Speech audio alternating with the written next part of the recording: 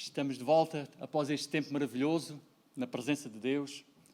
Somos, de facto, pessoas que têm esta possibilidade única de tirar este tempo precioso e os nossos corações estão cheios nesta hora. E estamos agora prontos para escutar aquilo que o Senhor nos quer dizer. E quem tem esta honra de estar neste lugar e, ao mesmo tempo, este sentido de responsabilidade também, tem que se preparar, obviamente.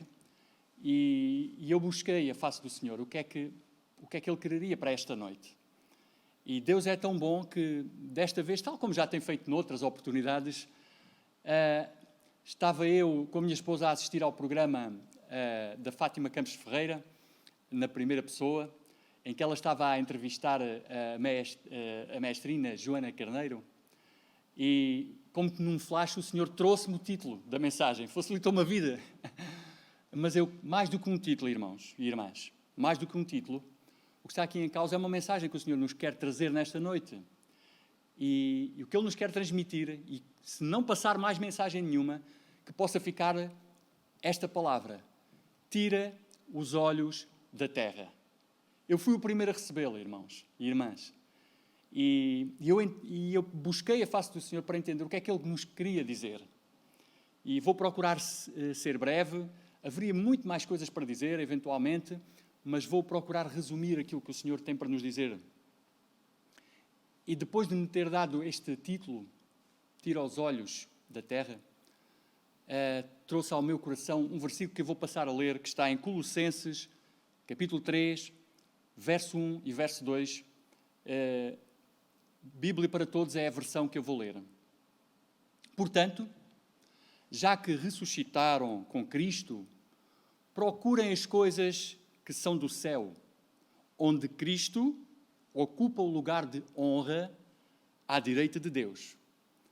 Pensem nas coisas do céu e não nas da terra. Uma mensagem que poderíamos praticamente acabar já aqui. Quer nos transmitir tanta coisa.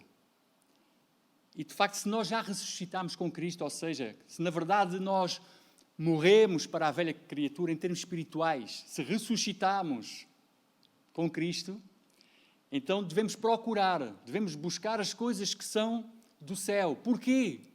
Porquê? Porque é lá que Cristo está neste momento. É lá que o nosso Senhor Jesus está, à direita, no lugar de honra, à destra do Pai. É lá que Ele está a interceder em nosso favor. É lá que Ele se estabelece como o nosso advogado. Aleluia! E quando chegamos à parte final deste versículo, diz: pensem nas coisas do céu, não nas da terra. E, na verdade, como é que alguém pode pensar nas coisas do céu e não nas da terra, se não tiver, em primeiro lugar, procurado as coisas celestiais? Não é possível uma coisa sem outra. Ou nós, de facto, entendemos o que o Senhor nos quer dizer, a cada momento procurem, busquem, e se nós procurarmos e buscarmos aquilo que é celestial, aquilo que são as coisas do céu, aquilo que é sobrenatural, aquilo que é a vontade de Deus, do nosso Pai, do nosso amigo, então, com toda a certeza, ao procurarmos o que é que acontece de uma forma natural, nós vamos andar constantemente a pensar nas coisas que são de cima. E os nossos olhos desligam-se das coisas da terra. Queremos nós com isto dizer que vamos andar na lua e esquecer aquilo que está a acontecer aqui na terra? Não, irmãos e irmãs, não é nada disso. Mas se nós queremos ser influência, se de facto nós queremos ser sal e luz nesta terra, então nós temos que procurar aquilo que é do céu para trazer o céu à terra. E, meus amados e minhas amadas irmãs, queria aqui dizer o seguinte, numa notícia que vi recentemente. Uma empresa que é a Orbital Assembly Corporation, OAC, é uma empresa do ramo, digamos, da tecnologia espacial, ou destas empresas modernas agora que querem descobrir aquilo que está no mais além, digamos assim. Então, eles revelaram recentemente que estão a procurar um plano para construir a primeira estação espacial com gravidade artificial. Até já tem nome, é a Voyager Station. Esta estação espacial poderá tornar-se o primeiro hotel espacial e tem o objetivo de poder receber turistas já em 2027.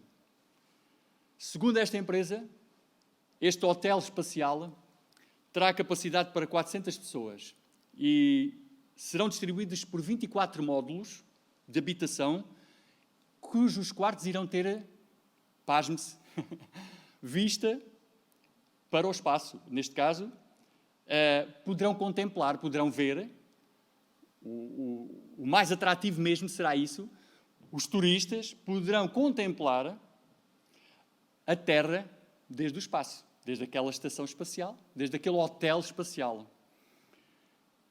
E estima-se que uma estadia para 12 dias, porque não convém estar muito mais tempo no espaço, convém descer à Terra, estima-se que uma estadia poderá custar cerca de 8 milhões de euros. Eu disse bem. A ser verdade isto, nós constatamos aqui uma triste realidade. Constatamos que há uma total inversão das prioridades. E quando o Senhor nos convida a olhar para o céu, não é neste sentido de ir em busca daquilo que é o desconhecido para poder, quem sabe, até encontrar água noutros planetas. Não é nesse sentido. Então, neste caso concreto que eu estou a dizer, e até numa sociedade que se apelida como humanista, os olhos deveriam estar sim sobre a Terra. Mas não no sentido de estar a contemplar, passar férias nesta excentricidade, passar férias no espaço para ver a Terra. Não. Mas no sentido de, em vez de serem investidos ou gastos, ou mal gastos, estes bilhões na construção deste hotel espacial, onde quem lá vai poder estar são só aqueles que têm aquilo com que se compram os melões, é mesmo assim, então, deveriam esses bilhões, isto é uma pergunta que eu faço, legítima, não deveriam esses bilhões de euros ser investidos na Terra?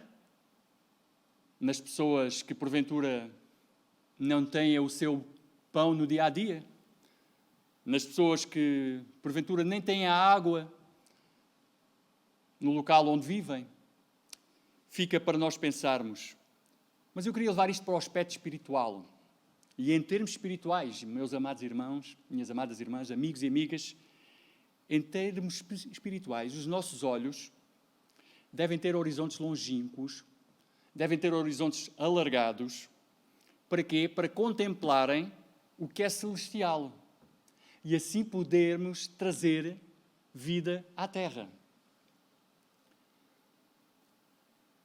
Nós vamos agora entrar aqui em Josué, no livro de Josué.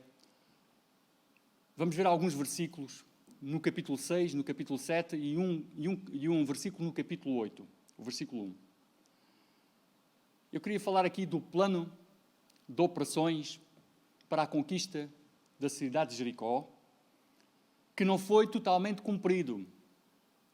E por causa disso, após uma vitória épica do exército israelita em Jericó, aquilo que se esperava era que a conquista de Ai fosse mais uma grande vitória. Mas o que aconteceu logo de seguida, nessa investida contra Ai, é que as coisas não correram bem e o exército israelita sofreu uma derrota, direi humilhante até. E este plano de operações, eu estou-lhe a chamar dessa forma, mas este plano estratégico, tático, de guerra, ele não consta do livro A Arte da Guerra, com certeza, que foi escrito mais tarde, 800 anos depois, no século IV a.C., até porque este plano tem tudo de menos de terrestre. Este foi um plano claramente celestial, este foi um plano sobrenatural, que as mentes humanas não o conseguem compreender.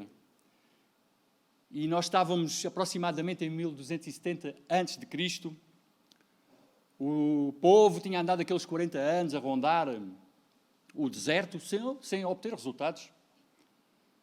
tinha sido liberto da escravidão do Egito, passados estes 40 anos, está agora ali às portas de Jericó. Antes teria que atravessar primeiro o rio Jordão. E através do seu novo líder, tinha tomado posse, Josué, aquele comandante das tropas, recebe diretamente da boca de Deus este plano de operações. Ou seja, as orientações, as ordens, a ordem de operações que veio do céu. E este plano tático, estratégico, foi o plano mais audaz, mais, ao mesmo tempo simples, mas também ao mesmo tempo grandioso, que eu considero o maior plano da história da humanidade. Após terem atravessado, as instruções eram nesse sentido. Após atravessar o Rio Jordão, foi dito ao comandante Josué, vocês montem um cerco à cidade de Jericó e façam um desfile militar durante 6 dias, em que nesses primeiros 6 dias dão uma volta às muralhas e nessa volta às muralhas colocam os guerreiros mais, digamos, as operações especiais à frente, de seguida os 7 sacerdotes com as trombetas, a arca atrás e a seguir o restante do exército. Vocês em cada desses dias dão uma volta às muralhas de Jericó e ao sétimo dia, não é uma volta que vão dar. Isto era o plano de operações de Deus a traçá-lo para Josué. Ao sétimo dia, vocês vão dar 7 voltas às muralhas, ao som prolongado das trombetas que os sacerdotes vão tocar, a par do grito do povo com todo o poder, com toda a força, as muralhas irão cair, irão desmoronar-se debaixo do poder divino. Eu quero lembrar que aquelas muralhas eram tão largas que os carros de guerra consta-se que poderiam passar por lá. E houve algo que aconteceu, as instruções foram dadas, mas o plano era para ser cumprido na íntegra. Nós já vamos ver um parágrafo desse plano, ou seja, um versículo. E a cidade foi de facto invadida, as muralhas tombaram, cada um na sua posição que tinha ocupado avançou, mas não foi totalmente destruída, foi quase totalmente destruída. E dizem os irmãos, pois foi quase porque pouparam a vida de Raabe e da sua família. Não, Raabe não tem nada a ver com esta história. Raabe tinha mesmo que ser poupada porque assim tinham sido dadas essas instruções. Aí estava a ser cumprido o plano de Deus, o plano de operações. Foi um outro problema que surgiu. Por causa tão somente do seguinte, irmãos. E está escrito lá em 1 Coríntios que aquilo que nós lemos acerca do que se passou com o povo serve para nós como advertência, serve para nós como uma campainha, para nós também vigiarmos. E por causa da desobediência de um homem, por causa da sua obstinação, por causa da sua avareza, que às escondidas, no oculto, apoderou-se daquilo que não podia, daquilo que não devia e daquilo que não lhe pertencia. E daí esta ordem de operações divina não foi cumprida na íntegra e surgiu uma derrota humilhante. Nós vamos ler este parágrafo da ordem de operações que está em Josué, no capítulo 6, e o verso 17, até ao verso 19. A cidade, com tudo o que nela existe, está destinada à destruição total. Só será poupada a prostituta Raabe e todos os que estiverem em casa com ela. Por isso, porque foi ela quem escondeu os espiões que nós mandamos. No verso 18. Mas livrem-se de ficar com alguma coisa daquilo que está destinado à destruição, pois nesse caso atrairiam a desgraça e a destruição para o acampamento de Israel. Tudo o que houver de prata, ouro, bronze ou ferro pertence ao Senhor e irá para o seu tesouro. Esta foi uma instrução muito clara. ela teria que ser cumprida. Aqui é como se Deus tivesse dito: tira os olhos da terra. Tira os olhos daquilo que é material. Não se foquem nessas coisas. Coloquem os olhos no céu. Coloquem os olhos naquilo que é espiritual. Olha, coloquem os vossos olhos nas próximas conquistas que vêm aí. A próxima seria ai. É caso para dizer ai, ai, ai. As coisas não correram bem. E podemos perguntar, e por culpa de quem? Quem é que foi o responsável por as coisas não terem corrido bem? Foi o comandante, o Josué. Será? Foi o comandante, o Josué, que foi responsável por algo correr mal? Bem, o que a palavra de Deus diz em Josué 6, 27, é que o Senhor estava com Josué. E a sua fama espalhou-se por todo o país. O Senhor estava com Josué. Então ficamos aqui logo com a ideia que, se o Senhor estava com Josué, não há aqui nenhuma responsabilidade por parte do comandante das tropas, do comandante daquele exército, o seu general. Não há aqui nenhuma responsabilidade. Mas as coisas não são bem assim. Porque, de forma direta, de facto, Josué não teve responsabilidade. Mas, de forma indireta, acabou por ter, e nós vamos ver mais à frente o porquê. E algo que eu aprendi muito cedo, principalmente quando estamos em instrução militar, passei logo a ouvir estas frases. A responsabilidade, aliás, o comandante delega a autoridade, mas não delega a responsabilidade. Ou seja, em última instância, a responsabilidade é sempre de quem comanda. Como tal, podemos dizer aqui que a responsabilidade seria de Josué. Bem, mas Josué, tal como nós, nos dias de hoje, estejamos em posição de liderança ou não, não importa. Se buscarmos as coisas que são do céu, se tirarmos os olhos da terra, o Senhor pode nos dar a nós instruções e dar-nos uma posição, delega em nós a autoridade a cada um dos seus filhos.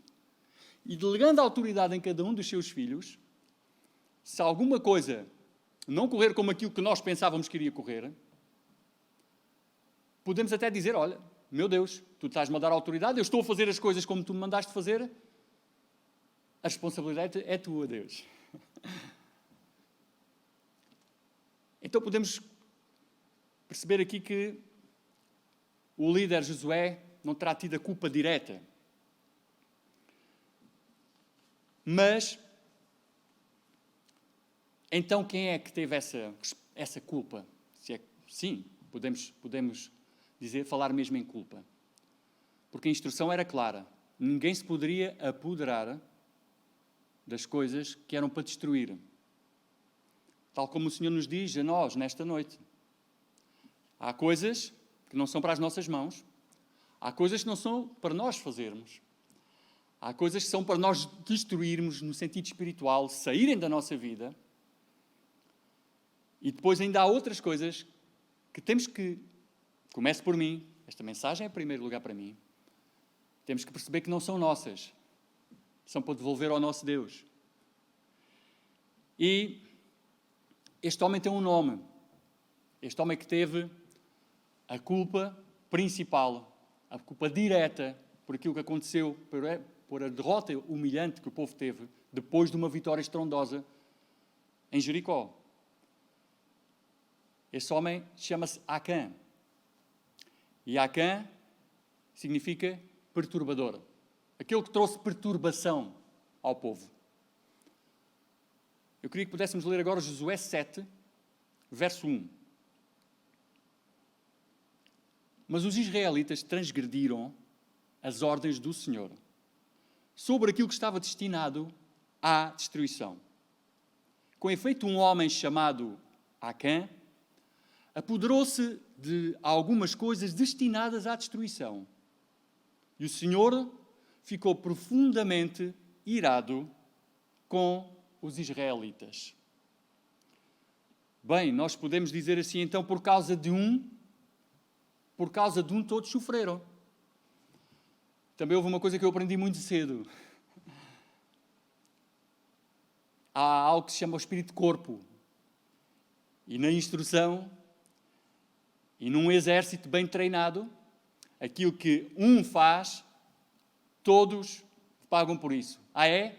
Foste tu que fizeste? Então vamos todos encher. Vamos todos agora aqui pagar o preço. Vamos encher. Portanto, chama-se espírito de corpo. Um só foi culpado, mas todos os outros acabaram por sofrer.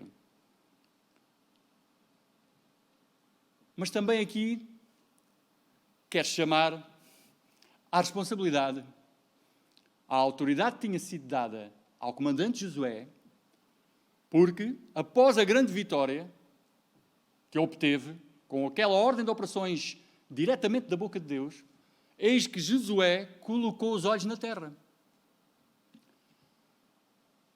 Para além de um soldado, Acã, perturbador, que trouxe perturbação ao povo, ao exército israelita, o seu líder, o seu comandante, o seu general, Josué, também colocou os olhos na terra. Como general de um grande exército, ele não consultou o seu rei. Ele tinha acabado de ter uma vitória estrondosa. O inimigo antes do exército israelita se aproximar, já estava a tremer de medo por as notícias que estavam a chegar. E, na verdade, ele não consultou o seu Deus. Ele não consultou quem estava acima. De certa forma, Josué, como comandante, ele até deu lugar a um certo excesso de confiança. Não direi tanto altivez, excesso de confiança.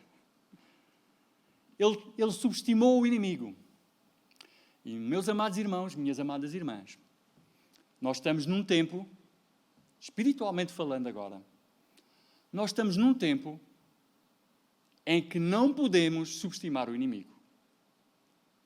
Nós estamos numa guerra, já estávamos numa guerra antes da pandemia. Nós estamos numa guerra que é espiritual. Temos um inimigo que é astuto. E em momento algum, nós devemos subestimar o nosso inimigo. Devemos vigiar. Tanto antes como após, irmãos. Tanto antes como após. Irmãos, irmãs, amigos e amigas. Tanto antes como após as grandes conquistas e vitórias, é essencial ouvir a estratégia de Deus para obedecer e não facilitar. Não dar, como se diz na gíria, não dar a mínima bébia ao adversário, ao inimigo. Em tempo de guerra, irmãos, irmãs, em tempo de guerra, é imperioso mesmo nunca deixar de vigiar o potencial do inimigo. Vamos ler agora Josué 7. Como eu disse, temos estado no capítulo 6, 7 e depois ainda leremos um versículo do 8. Josué 7, 2 ao 5. Josué tinha mandado alguns homens de Jericó a Ai, localidade situada perto de Bet-Aven, ao oriente de Betel, com o fim de espiarem aquela região. Depois de terem espiado Ai, eles voltaram para junto de Josué e sugeriram o seguinte: não há necessidade de irem todos. Bastam 2 ou 3 mil homens para conquistar Ai. Não mandes todo o exército, porque os habitantes de Ai são poucos. Por tal razão, subiram apenas cerca de 3 mil homens, mas tiveram de fugir. Os habitantes de Ai mataram-lhe cerca de 36 homens e perseguiram-nos desde a porta da cidade até Sebarim, atacando-os pela encosta do monte. E assim, os israelitas perderam a coragem e desanimaram completamente. Que triste. Os israelitas perderam a coragem e desanimaram completamente. Nada deste reconhecimento à terra de Ai, àquela cidade, era novidade para Josué. Ele próprio, quando tinha o seu comandante Moisés, tinha sido um dos espias da terra de Jericó, e a par de Caleb tinham sido os únicos dois que tinham trazido as boas notícias. E eis que agora Josué envia espias a Ai. Não esquecemos o enquadramento, depois de terem tido uma vitória estrondosa, épica, em Jericó. Eis que agora Josué, o comandante daquelas tropas, ele envia espiões. Até aqui tudo bem. Tudo bem feito. É assim que deve mandar, digamos, os livros sobre a arte da guerra, é isso que devem ter. Primeiro espiar. Foi bem feito.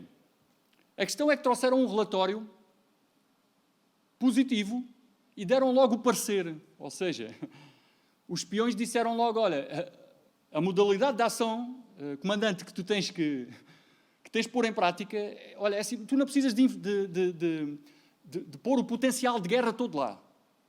Basta ir em 3.000. Porquê? Porque os habitantes, os de Ai, são fraquinhos. Eles são poucos, não precisamos de mandar muita tropa. É agora aqui que eu chamo Josué à razão. O comandante, o líder, deve ser chamado à razão aqui. Josué, depois de ouvir os espias, até aqui tudo bem, ele fez o que tinha que ser feito. Mas o que é que ele deveria ter feito? Antes de avançar para Ai, deveria ter consultado o comandante dos comandantes, o general dos generais. Devia ter consultado o seu Deus, o rei de Israel. E ele não o fez. Porque se o tivesse feito, com certeza, o nosso Deus não deixa ninguém confundido nos planos que nos diz. Quando Ele fala connosco e nos diz alguma coisa, Ele nunca nos pode deixar confundidos. Ele não é homem para nos deixar confundidos, nem não é filho do homem para nos mentir. Josué, se tivesse consultado, se tivesse buscado, se tivesse, em primeiro lugar, tirado os olhos da terra e tivesse colocado os olhos no céu, Josué teria provavelmente ouvido de Deus, olha, vais avançar, provavelmente Deus diria a mesma coisa, não precisas de utilizar todo o potencial de guerra. Mas há um homem lá na tribo de Judá, uma das famílias de tribo de Judá, tem lá um homem cujo seu nome é Perturbador. Ele está prestes a trazer perturbação ao povo e ao exército. Como tal, põe esse homem de parte e esse homem não vai para a guerra. Estou a imaginar aquilo que Josué, é fácil, não é?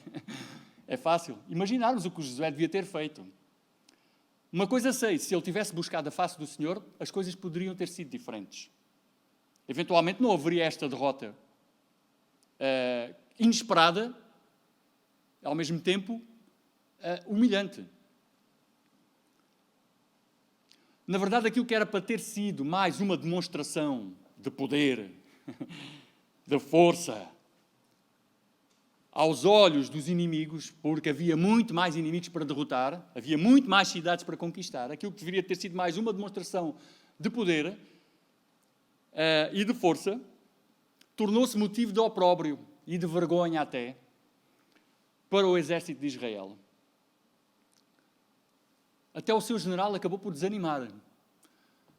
Está lá no capítulo 7, diz que ele rasgou as roupas assim que o exército foi... Assim que as tropas, os 3.000 homens foram derrotados, morreram 30, foram 30 vidas.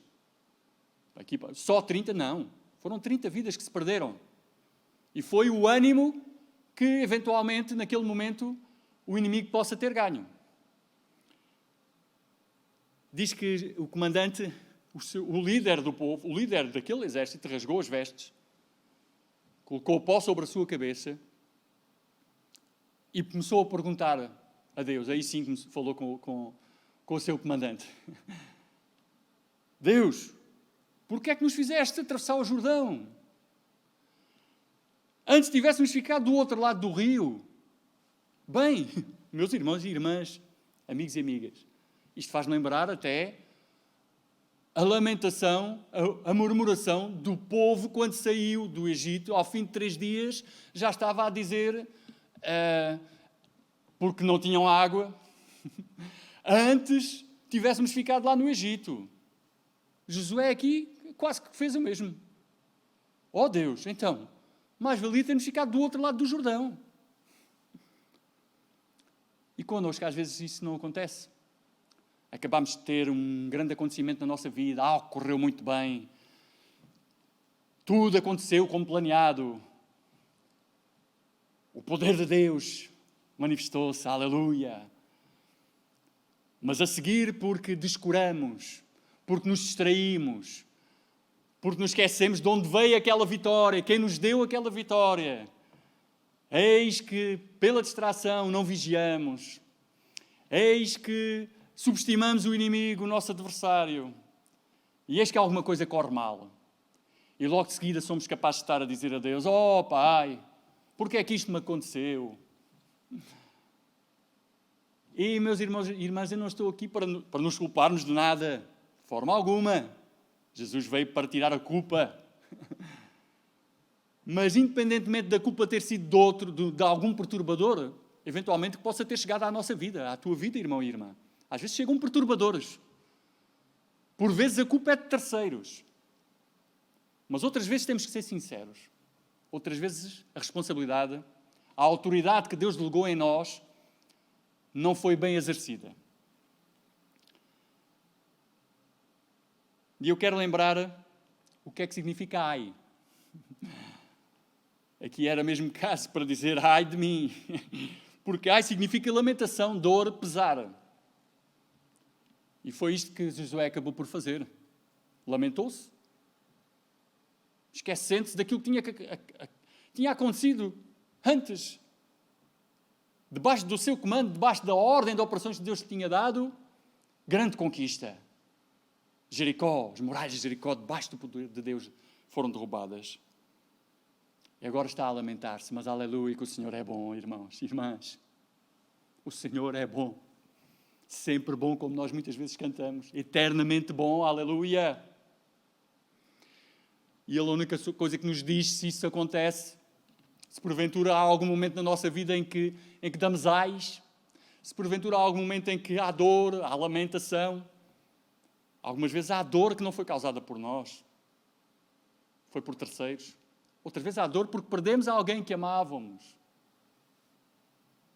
Mas uma coisa o Senhor nos diz, meus amados irmãos, minhas amadas irmãs, tira os olhos da terra. Tira os olhos da terra. Coloca os olhos no céu. É aqui que Jesus, é lá que Jesus está à direita do Pai. É lá que Jesus está a interceder. Procura as coisas que são de cima, não as que são da terra.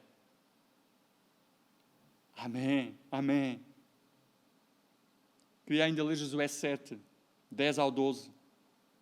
O Senhor respondeu-lhe: levanta-te.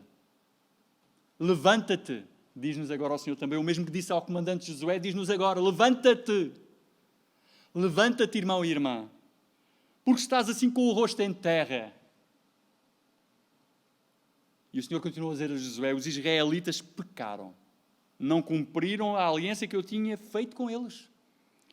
Apoderaram-se das coisas que estavam destinadas à destruição, roubaram-nas, esconderam-nas e meteram-nas nas suas bagagens. Foi por isso que eles não puderam resistir aos inimigos. E na verdade, meus amados e amadas, o esquecimento daquilo que Deus já fez na nossa vida, há menos tempo ou há mais tempo, o esquecimento faz com que sejam abertas as portas, muitas vezes, para a cobiça. Ou seja, colocar os olhos na terra. E esta é a grande estratégia que Satanás, o nosso inimigo, usa. É esta a estratégia que ele usa para derrotar os seres humanos. E é esta a estratégia que ele usa para derrotar os filhos de Deus. E eis que Deus manda Josué abrir um processo de averiguações. Para lá do processo de averiguações, ele manda abrir um processo disciplinar.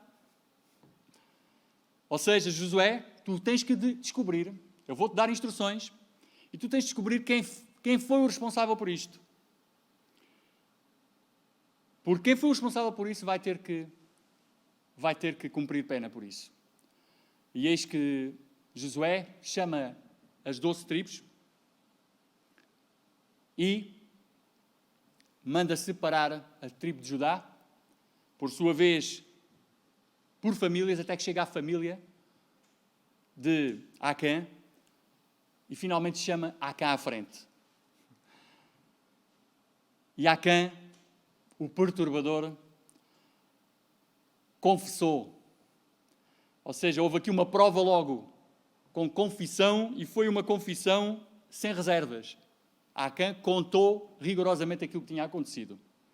Nós vamos ler em Josué 7, 19 ao 21. Disse-lhe então Josué: meu filho, para a glória de Deus, conta-me a verdade aqui diante do Senhor, Deus de Israel. Diz-me o que fizeste e não me escondas nada. Acã respondeu: é verdade, pequei contra o Senhor, Deus de Israel. O que aconteceu foi isto. Vi no meio dos despojos uma linda capa da Mesopotâmia, cerca de 2 quilos de prata e uma barra de ouro com cerca de meio quilo. Cobicei essas coisas e fiquei com elas. Depois escondi-as na terra, dentro da minha tenda, ficando a prata por baixo de tudo. Cá está novamente a terra. Olhos colocados na terra. Ficar com aquilo que pertencia a Deus, foi o que Acã fez. Escondeu na terra, onde aquilo que é de Deus, ou aquilo que não nos pertence, não é para esconder. O que não nos pertence não é nosso, é para nunca tirar ou então devolver. E aquilo que é de Deus não é para ser enterrado, não é para ser escondido. Aquilo que Deus nos traz à nossa vida não é para ser escondido.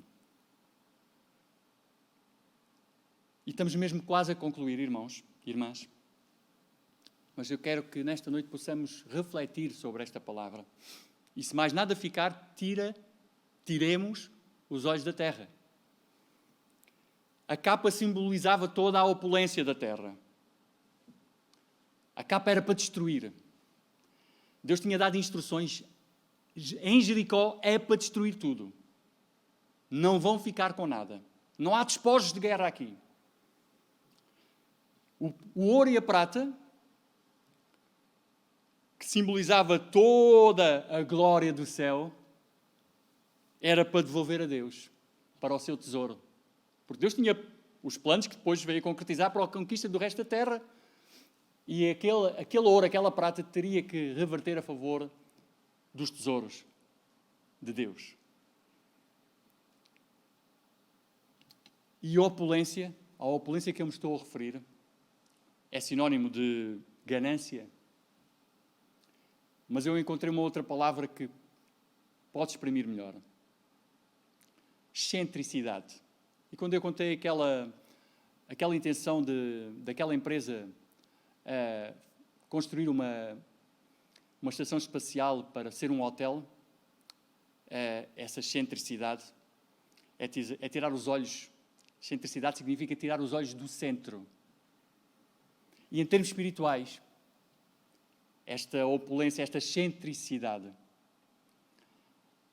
é tirarmos os olhos do centro. E quem é o centro na nossa vida, irmãos e irmãs? Quem é o centro da tua vida? É Jesus? Aleluia! Se é Jesus, então fica um conselho que o Senhor me deu a mim e que eu vos transmito a vocês agora. Não tires os olhos do centro, que é Jesus. Não tires os olhos do céu, onde Ele está. Não tires os olhos das coisas que Ele já fez. Procura essas coisas. Busca-as incessantemente. Porquê? Porque dessa forma tu vais estar, irmão e irmã, a pensar permanentemente nelas. Não há tempo para pensar noutras coisas que não interessam. Porquê? Porque estás cheio de Jesus na tua vida.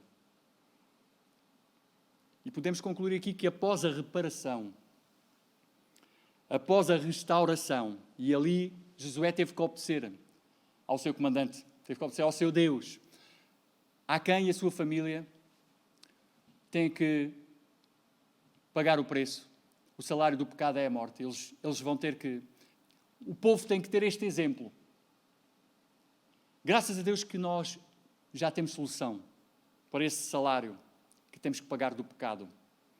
É verdade que iremos todos morrer fisicamente, mas graças a Deus, aleluia, que não é o fim para aqueles que creem em Jesus, porque aqueles que creem em Jesus, esses viverão. Esses já ressuscitaram com Cristo. E para esses não há culpa, porque Jesus levou toda a culpa. Após essa reparação que eu estava a dizer, após essa restauração, Josué também mandou purificar o povo. É o que o Senhor quer para as nossas vidas, dia a dia, que nos purifiquemos. Após a purificação, após a confissão, após o arrependimento, há perdão.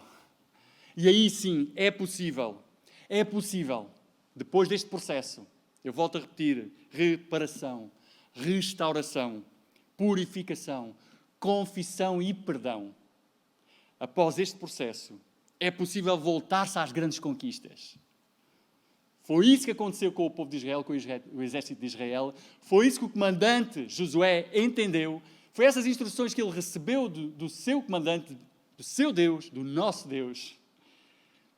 E nós chegamos ao capítulo 8, e agora seria um novo plano estratégico também estrondoso, mas não vamos ter tempo para ele, talvez numa outra oportunidade. Josué 8:1, e na tradução o livro, diz: então o Senhor disse a Josué: não tenhas medo nem desanimes. Leva o exército todo, avança contra Ai, porque agora hás de conquistá-la. Entreguei-te o rei de Ai, assim como todo o seu povo, nas tuas mãos.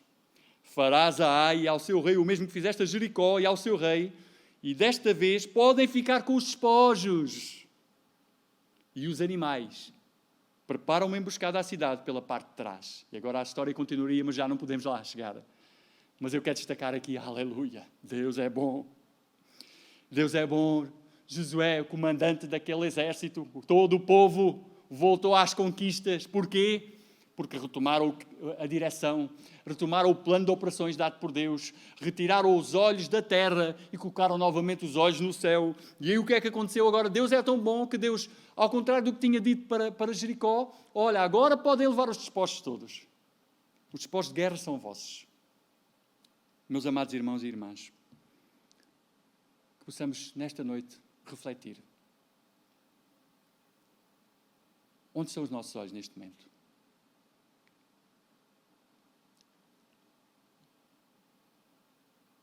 Eu queria que pudéssemos, uns breves momentos, refletir. Onde estão os nossos olhos?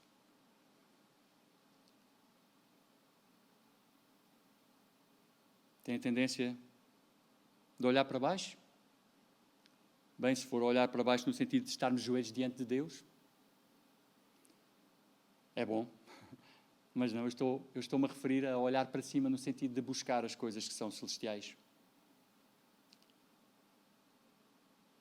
Lembram-se que David, quando estava no deserto, a fugir do seu inimigo,